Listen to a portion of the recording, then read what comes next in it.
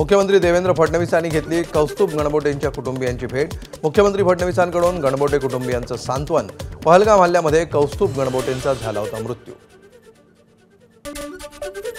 महाराष्ट्रातील काश्मीरी विद्यार्थ्यांनी घेतली उपमुख्यमंत्री एकनाथ शिंदेंची भेट। महाराष्ट्र दुसरं घर, काश्मीरच्या विद्यार्थ्यांची भावना। विद्यार्थ्यांची काश्मीरच्या उपमुख्यमंत्र्यांसोबत चर्चा। काश्मीरमध्ये अडकलेले 31 प्रवासी अकोल्यामध्ये सुखरूप परतले। भाजप आणि वंचितच्या कार्यकर्त्यांकडून सर्व प्रवाशांचं स्वागत। मुंबईवरून विशेष बसनं सर्व प्रवाशांना अकोल्यात आणण्यात आलं। पहलगाम हल्ल्याच्या जबाबदारीवरून टीआरएफ दहशतवादी संघटनेचं घुमजाव। आधी जबाबदारी स्वीकारणाऱ्या टीआरएफनं आता जबाबदारी नाकारली। यासंबंधीचं पत्रकही केलं जारी। लेफ्टनंट जनरल मनोज कुमार यांची भारतीय लष्कराच्या खडक कोअरला भेट। खडक कोअरचे जवान अत्यंत आक्रमक आणि चपळतेसाठी ओळखले जातात। पहलगाम हल्ल्यानंतर निर्माण झालेल्या तणावाच्या पार्श्वभूमीवर नेव्हीची सूचक पोस्ट। 5 युद्धनौकांचा फोटो यामध्ये एकत्र दाखवण्यात आला असून power in unity, presence with purpose असं कॅप्शन। आम्ही कधीच सिंधू कराराच्या बाजूला नव्हतो। जम्मू काश्मीरचे मुख्यमंत्री उमर अब्दुल्ला यांचं वक्तव्य। हा करार म्हणजे जम्मू आणि काश्मीरच्या लोकांवर अन्याय असल्याचंही अब्दुल्लांचं वक्तव्य। काश्मीर खोऱ्यातील दहशतवाद्यांची यादी तयार। एकूण 14 दहशतवादी सक्रिय असल्याची माहिती। या सगळ्यांचा शोध सुरू। जम्मू काश्मीरमध्ये आणखी 3 दहशतवाद्यांची घरं पाडली। पुलवामा, कुलगाम आणि शोपिया भागामध्ये होती दहशतवाद्यांची घरं। पहलगाम हल्ल्याशी संबंधित एकूण 5 दहशतवाद्यांची पाडली घरं। शोपियांच्या छोटीपुरामधील शाहिद अहमद कुट्टीचं घर उद्ध्वस्त। शाहिद अहमद हा लष्कर-ए तोयबा या संघटनेत सक्रिय। शाहिदचा भाऊ देखील 2 वर्षांपासून तुरुंगात। मुश्ताकाबाद माछिलमधील दहशतवाद्यांचे अड्डे उद्ध्वस्त। मोठा शस्त्रसाठाही केला जप्त।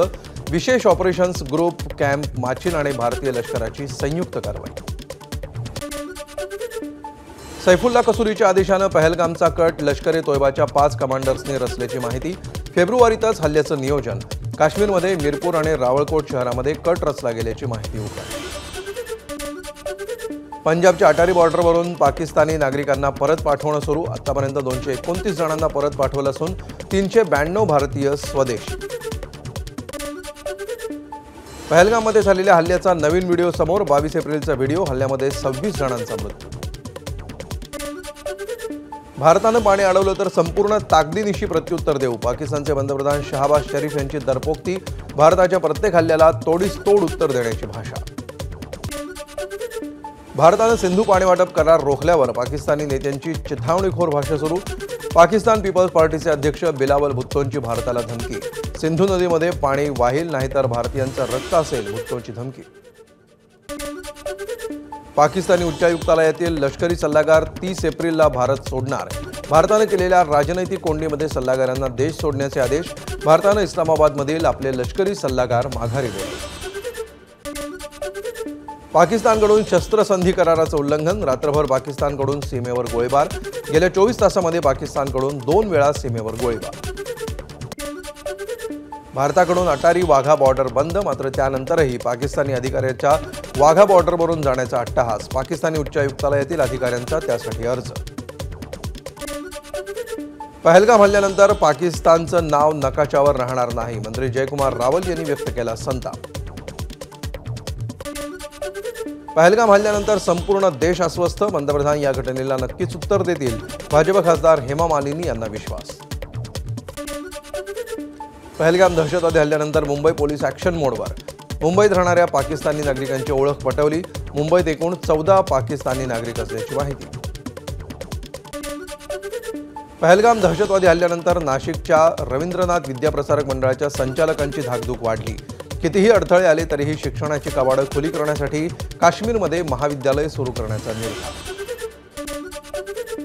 रायगडच्या नागोठणेमध्ये पहलगाममधील दहशतवादी हल्ल्याचा निषेध। हातात तिरंगा घेऊन बाजारपेठेमधून रॅली काढत निषेध व्यक्त। आज गोंदियामध्ये दहशतवादी हल्ल्याच्या निषेधार्थ बंदची हाक। भाजी विक्रेत्यांनी हाताला काळ्या फिती बांधून हल्ल्याचा केला निषेध।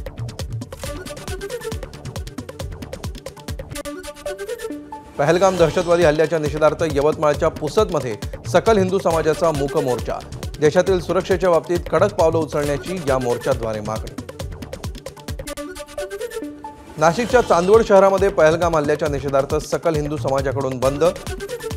अर्ध्या दिवसाच्या बंदला उत्स्फूर्त प्रतिसाद। शहरातील बाजारपेठेमध्ये सर्वत्र शुकशुकाट। पहलगाममध्ये दहशतवादी हल्ल्यामध्ये मृत्युमुखी पडलेल्यांना अहिल्यानगरमध्ये श्रद्धांजली। ज्यावेळी मुस्लिम बांधवांकडून काळ्या फिती बांधून हल्ल्याचा निषेध।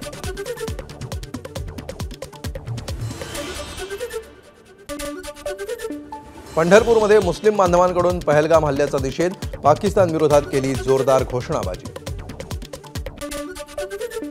शिर्डीमध्ये मुस्लिम बांधवांचं काळ्या फिती बांधत आंदोलन। पाकिस्तानी ध्वज जाळून केला पहलगाम हल्ल्याचा निषेध। पहलगाम हल्ल्याच्या निषेधार्थ यूकेतील पाकिस्तानी दूतावासाबाहेर भारतीयांची निदर्शनं। मात्र पाकिस्तानच्या राजदूतांकडून निदर्शकांना मारण्याचा इशारा।